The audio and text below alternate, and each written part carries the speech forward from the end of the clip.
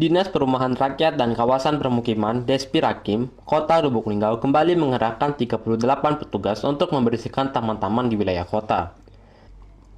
Pada Senin, 10 Februari 2025, petugas terlihat tengah bekerja di Taman Simpang RCA, salah satu taman utama di pusat kota yang harus selalu dirawat dan ditata dengan baik. Kegiatan ini bertujuan untuk menjaga kebersihan serta keindahan taman kota agar tetap nyaman bagi masyarakat. Dari total 38 petugas yang dikerahkan hari ini, mereka dibagi ke dalam 3 mobil dinas di Disperakim yang masing-masing bertugas di wilayah berbeda. Pada kesempatan ini, fokus pembersihan dilakukan di sepanjang Jalan Yosudarso mulai dari sekitar Taman Pos Polisi Sipang 4 RCA hingga kawasan Hotel Wijaya Megang. Setiap mobil dinas membawa sekitar 10-12 petugas yang bekerja dengan penuh semangat dan ketelitian dalam merawat taman kota.